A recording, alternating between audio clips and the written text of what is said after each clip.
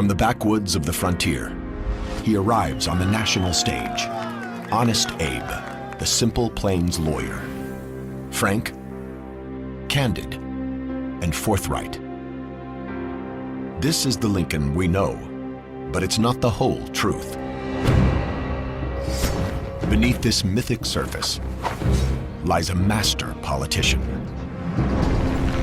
a skilled manipulator, and clever tactician, bending men to his will. Many realized at some point that they were just chess pieces on Lincoln's board. Abraham Lincoln, American mastermind.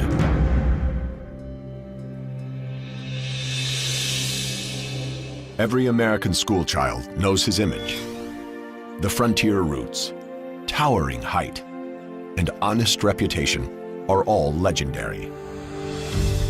But he's also a man of surprising cunning and calculation, one skilled at manipulating men and shaping his own image. Without these talents, he would never have been elected president. Winter 1860. Lincoln is a prominent lawyer in the town of Springfield, Illinois.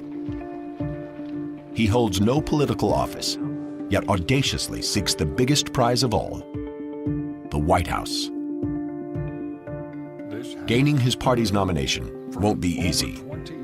Compared to his rivals, he's seen as a political featherweight. And Lincoln knows that image is everything. And it won't go away. As the clerk of a troubled store, he earned the nickname Honest Abe by repaying his creditors instead of hiding from them. Now, he cleverly exploits this reputation by presenting himself as a simple man of integrity. Songs are even composed praising his honesty. Though the image was built on truth, it was by no means the whole truth. I guarantee you, those who knew Lincoln best never called him Honest Abe or Old Abe. So Lincoln was a very shrewd manufacturer of his public image. People knew Lincoln as a small-town lawyer, but in his youth, he'd occasionally split a fence rail or two. How do you package someone like that? Well, you package him by going back to his roots on the farm and asserting that Abe Lincoln is simply a good-hearted man straight from the land, a rail splitter. Which was a much more politically potent image than Lincoln the railroad lawyer, which is in fact how he'd made his living. To drive home the point, his supporters drag fence rails into the convention hall. Even though Lincoln finds the image undignified, he plays along. The Republican Party prints thousands of rail splitter leaflets and distributes them throughout the country. Lincoln becomes a household name. Lincoln had an instinctive grasp of how to sell himself, and it was something that evolved and grew and became more sophisticated as Lincoln himself did. Lincoln's powers of manipulation are evident early in his life. He first learns to influence people as a young man on the frontier. At age 22, he leaves his family's remote cabin for the town of New Salem, Illinois. Here, he faces a tough crowd. The Clary's Grove boys in New Salem were the local ruffians. They were up to all kinds of mischief. They were the hellraisers of the frontier. The bullies of New Salem see a chance to humiliate the newcomer. So they challenge Lincoln to a wrestling match. According to some witnesses, the gang's leader plays dirty. But Lincoln doesn't give up. His willingness to stand and fight has a profound impact on the Clary's Grove boys. Lincoln, far from further aggravating the opinion of this local gang, actually won their admiration. And it's the first great indication of the persuasive power that Lincoln had with people. He loses the match, but learns an important lesson, turning one's rivals turn to allies has its rewards.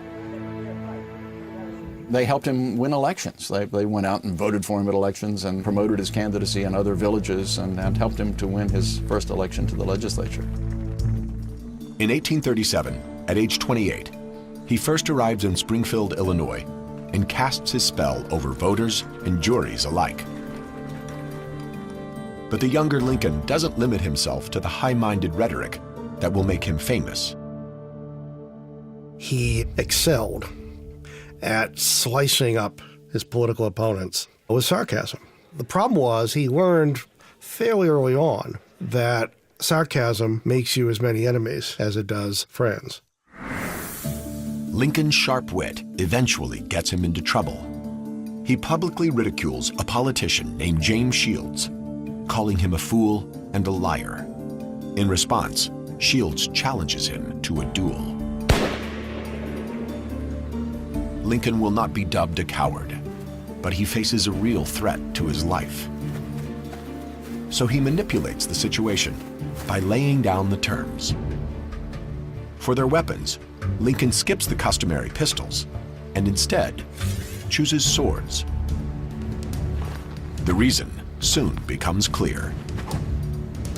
Before the duel began, Lincoln emphasized his long reach by taking his saber, his sword, reaching up and slicing off a branch of a willow tree above him and giving Shields an idea of how long his arms were and what he might do to him in the course of the duel. Lincoln also demands they place a board between them that neither can cross. This gives Lincoln, with his long limbs, a natural advantage. The two men soon reach a peaceful agreement, and the duel is called off.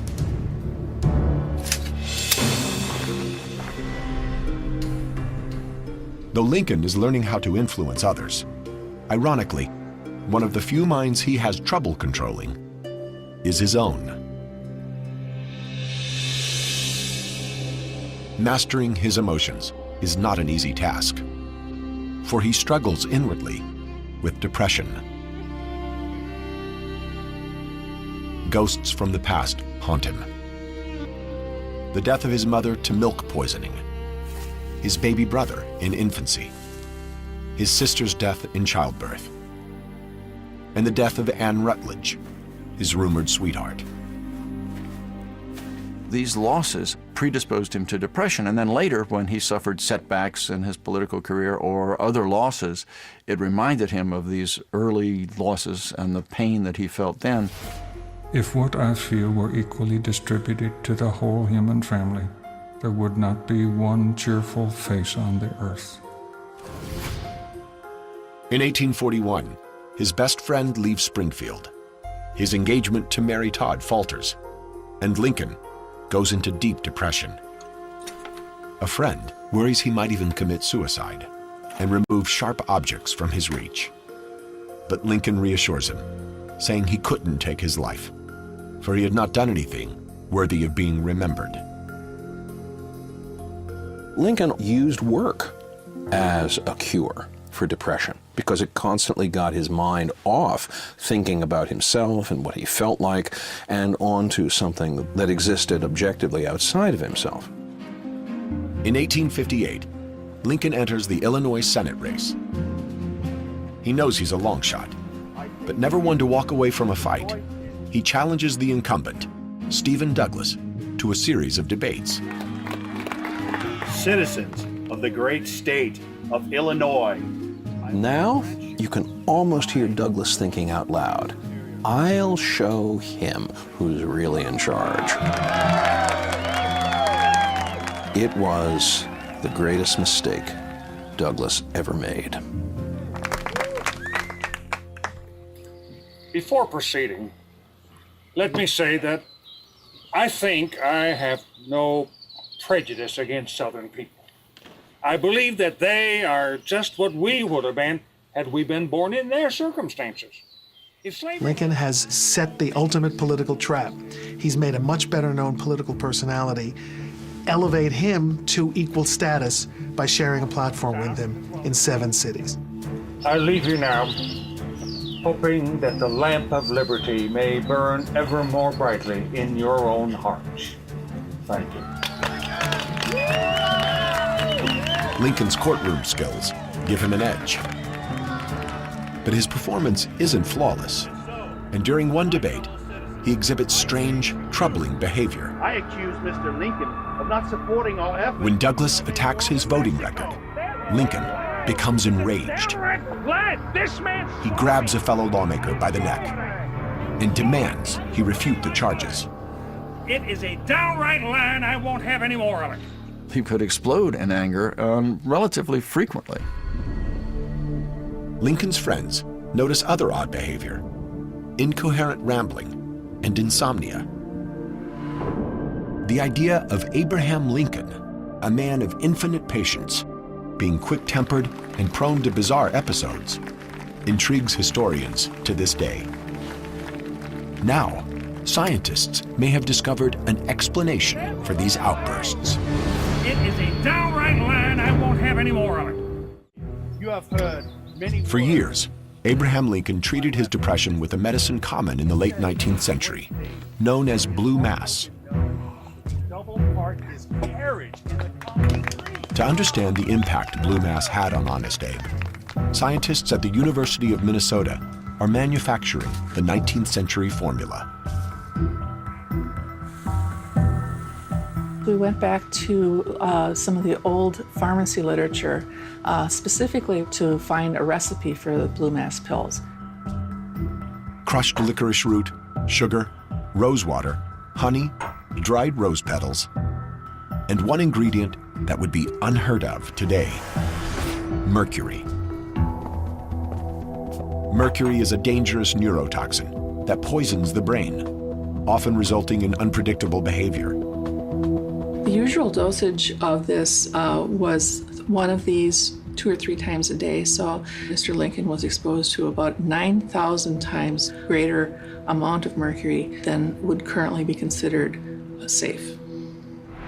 By taking the pills, Lincoln may have inadvertently poisoned himself. But even he notices their side effects.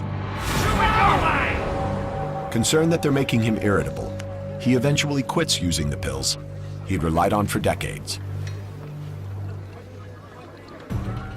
Despite possible medicinal handicaps, he fares well in his 1858 debates with Stephen Douglas. Although he doesn't win the Senate race, he claims a valuable consolation prize: publicity. What Lincoln gains from that is a national reputation for having taken on the little giant and very nearly upset him completely. Lincoln knows well that this is the perfect time to build a national reputation, thanks to the technological innovations that boost his newfound fame. Shorthand allows journalists to take down every word. Using the telegraph, they then wire their stories to editors hundreds of miles away. And with steam-powered presses, newspapers are quickly mass-produced to satisfy a nation's growing curiosity. The debates propel Lincoln onto the national stage. Overnight, he's a political celebrity. He capitalizes on this by publishing both an account of the debates and a campaign biography. Then, at the 1860 presidential convention, he steps back and lets his handlers loose on the delegates. They use counterfeit tickets to flood the gallery with supporters and negotiate backroom deals that all but secure him the nomination. He was able afterwards to say, I didn't actually sign off on any of these deals, so his hands were clean, but that sounds a little bit like plausible deniability. In a stunning demonstration of political brilliance, Lincoln, a virtual nobody just 3 years before, emerges victorious. His honest reputation and savvy campaign staff help him clinch the Republican nomination. But when his team shows off a portrait at the convention, the response is unexpected. apparently all the cheering stopped instantly, as if the sound had been turned off in a movie theater. And everybody was just, what's that? Is that the guy we just nominated? And they took the picture out. They said they never saw a picture have such a terrible effect on a crowd. In some photos, he looks more like a crazed wild man than a presidential candidate, a fact not lost on Lincoln. But Lincoln is quick to turn a weakness into a strength. Though photography in 1860 is in its embryonic stages, he soon realizes the power of this new medium. He stops by the studio of famed photographer Matthew Brady. So many of the early photographs focused on those imperfections and those creases and molds and lines and all of that. Brady moved the camera back to emphasize Lincoln's physique and his stature. And then at the last minute, he says to Lincoln, "Would you mind pulling your collar up?" And Lincoln says, "I see, Mr. Brady, that you'd like to shorten my neck." So Lincoln tugs his collar up, and just when he does it, Brady's operator snaps the camera. The result is a powerful image. Dignified and presidential, it radiates confidence. Lincoln's campaign mass produces and distributes the photo, plastering his face everywhere. That was the way Abraham Lincoln was really introduced in 1860, in colorful images that masked his imperfections, that plastered down his hair, took some of the lines out. I mean, he was airbrushed generations before anybody knew what airbrushing was. These photos play a vital role in the campaign. In the final weeks of the race, instead of giving speeches, he poses for photographers and sculptors every chance he gets. By contrast, his old rival, Stephen Douglas, hits the campaign trail, a critical mistake. In the 19th century, a presidential nominee who actively campaigns is seen as desperate. Stephen Douglas did campaign and was ridiculed for it. Lincoln won the campaign honors because his picture campaigned for him. From near obscurity, Lincoln rises to the highest office in the land. On March 4th, 1861, the rail splitter is sworn in as President of the United States. But he continues to polish his image. It's no accident that Lincoln has over 130 pictures taken, far more than most public figures of his era. After he's elected president, he adds the finishing touch, a beard to hide his rough features. His handlers have recommended this for months. But being a savvy politician, Lincoln attributes his new whiskers to advice from a young fan. If you will let your whiskers grow, you would look a great deal better, for your face is so thin.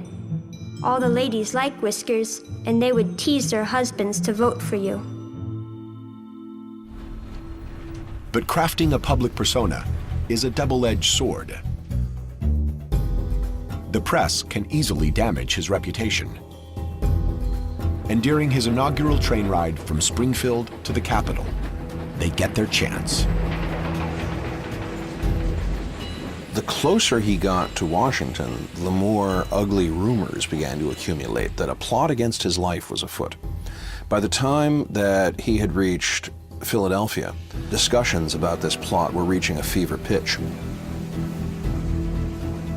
The famous detective, Allan Pinkerton, urges him to keep a low profile, but Lincoln wants to avoid the appearance of cowardice. However, the danger is very real. To arrive at the Capitol, Lincoln will have to switch trains in Baltimore, a hotbed of Southern sympathy. It's the perfect ambush point. Well, at that moment of transition, Lincoln would be quite vulnerable to some kind of riot, a mob, an assassin. Lincoln learns of a conspiracy to kill him while he changes trains.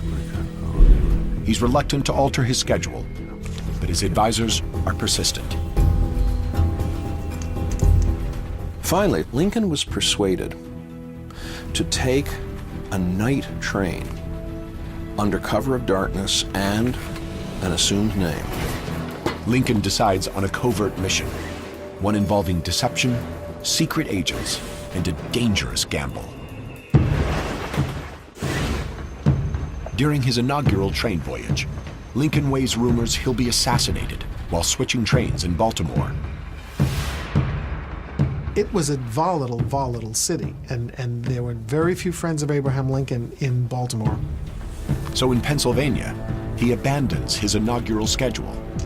Instead, he'll take a series of secret night trains. On to Philadelphia. Nearing Baltimore, he and his bodyguard meet up with Detective Allen Pinkerton. Lincoln skips his usual top hat in favor of a soft cap and shawl.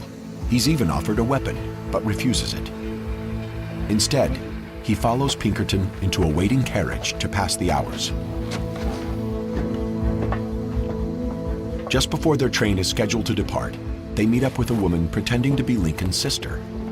In fact, she's also a Pinkerton detective, tasked with securing their bunks. Finally, the conductor is given a package and told to rush it to Washington. Little does he realize, the real package is the president-elect. Lincoln arrives in Washington, physically unharmed, but wounded politically. The newspapers fell on this like vultures. They ridiculed Lincoln. What did Lincoln think he was afraid of? What a scaredy cat. The damage to his reputation is worse than he'd anticipated. Vicious cartoons mock his behavior and disguise. Some even show him dressed in women's clothes.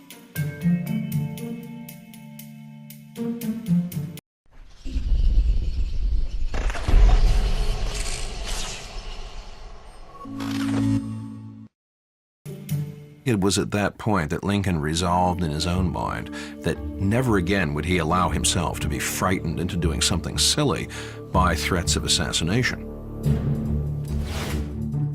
Public sentiment is everything.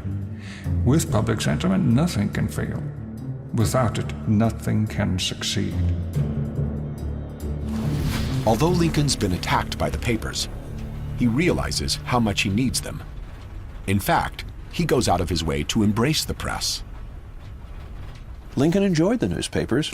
He also understood their power for shaping public opinion, and he manipulated them with as much cleverness as he manipulated members of Congress. Lincoln makes friends with reporters and editors. He hangs out at newspaper offices. Occasionally, he even ghostwrites editorials. After delivering a speech in Springfield, he not only gives a copy to a journalist, but follows him back to the office to check the final article for errors. When he becomes president, Lincoln makes a shrewd decision. To this point, new administrations had singled out their favorite paper to act as a mouthpiece. Lincoln skips this tradition and establishes a White House press corps. He will let them fight amongst themselves for scraps of information and favor from him. He's a master at using subtle influence to control fellow politicians. And he needs to. For many party leaders underestimate him. They fear he's nothing more than an uneducated frontiersman. I don't know where the mistakes are. That made Lincoln successful in November, but it also fed the uncertainties, the doubts, even the enmities of some of his fellow Republican politicians.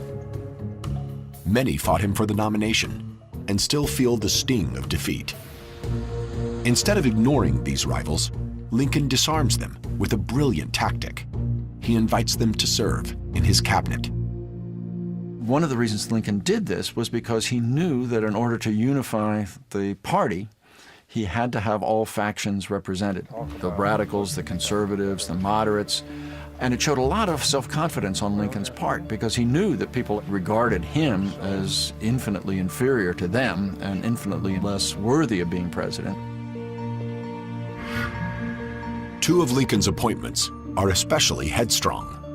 Secretary of the Treasury Salmon Chase and Secretary of State William Seward. Seward doesn't think much of Lincoln and says so openly. Extremely disappointed.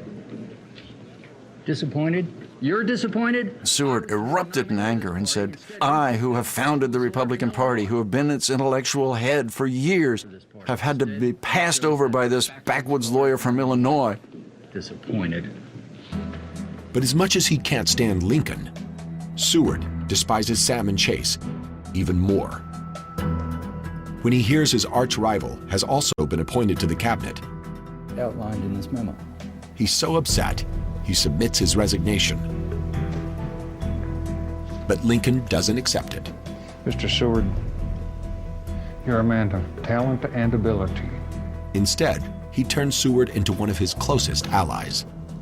I ask you to take this position because I need that ability. Lincoln very gently but very firmly put him in his place. And as a result, Seward worked very closely with Lincoln, and they became very close friends.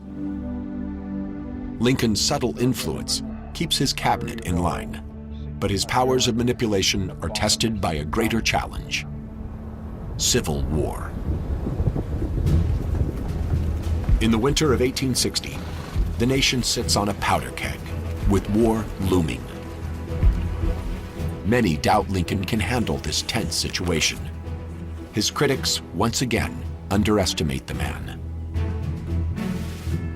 As early as his inaugural address, Lincoln is already stacking the deck in his favor. The important thing is to lay the groundwork so that if war comes, it will be forced upon the North by the South. In your hands, my dissatisfied fellow countrymen, and not in mine, is the momentous issue of civil war. Lincoln knows whoever fires the first shot will be seen as the aggressor and lose popular support. Tensions are high after South Carolina's secession from the Union. In response, federal troops had retreated to Fort Sumter, an island garrison on the coastline. This doesn't sit well with Confederate leaders, who claim the fort as their own. Lincoln knew that Fort Sumter would be contested. His insistence all along had been Fort Sumter is federal property, which was a real finger in the eyeball of South Carolina. So the Carolina militia lay siege to the fort, trapping dozens of federal soldiers. After analyzing the situation, Lincoln's cabinet presents him with two options. He can send in troops to defend the fort, but any show of force could drive the border states, Delaware, Maryland, Kentucky, and Missouri, into joining the Confederacy. And defending Sumter would require a large number of troops to secure the surrounding coastline. How many will he need? General of the Army Winfield Scott estimates between 20 and 30,000. Well, where is he going to get that? There's only 16,000 soldiers in the entire United States Army in 1861. But the alternative isn't much better. It makes him look weak. Lincoln can concede the fact and turn over Fort Sumter to the Confederates and evacuate the garrison, in which case his administration is dead on arrival. The first challenge the Confederates make to his authority as president, he is conceding to them.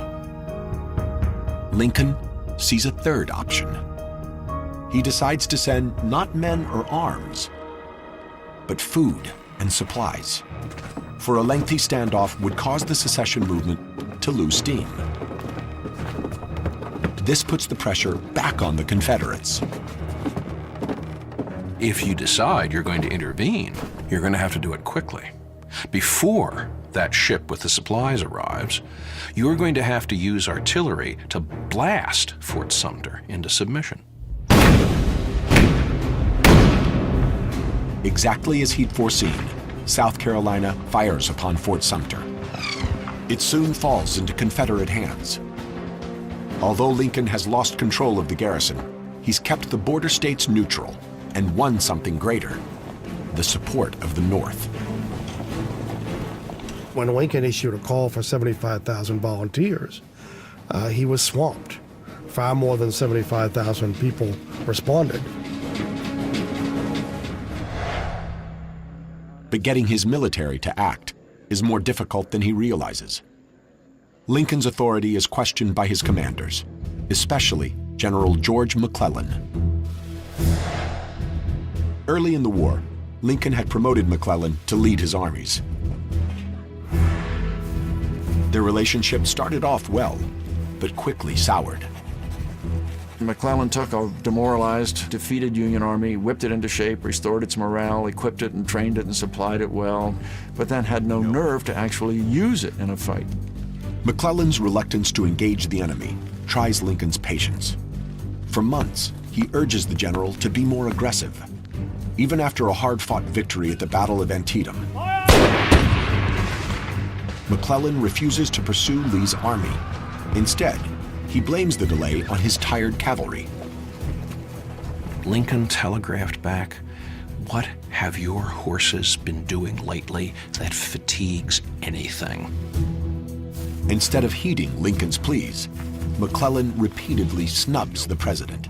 Lincoln would go visit him, and he wouldn't bother to get out of bed. He would say he was busy with breakfast. Time and again, McClellan treated Lincoln with abject contempt. Many politicians wouldn't stand for this, but Lincoln favors logic over emotion. He controls his temper and removes his ego from the equation. Lincoln wouldn't take things personally and was therefore able to keep the North united, to keep the Republican Party united, and that unity was the secret to Northern success. Lincoln is a master at pulling strings behind the scenes. But to preserve the Union, he feels compelled to step out from behind the curtain. In 1862, his desire to take control leads him to do something that shocks his advisors.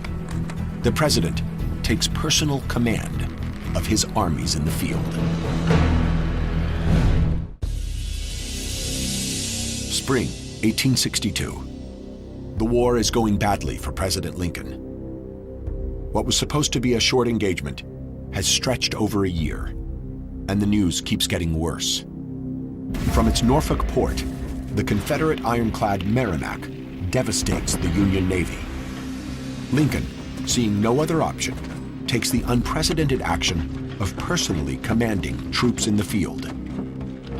No one thinks Lincoln is serious, but his trip to the front lines is no joke. Lincoln is willing to micromanage the smallest detail if he has to. I think that a flanking action is probably our best bet. I think he was impatient with McClellan. He was impatient with the sluggish pace of Northern advance. So he decided to go and do a little generaling himself, or in this case, a little admiraling. Lincoln commandeers a ship to scout landing points for an amphibious assault. He wants to reclaim the valuable naval yard at Norfolk.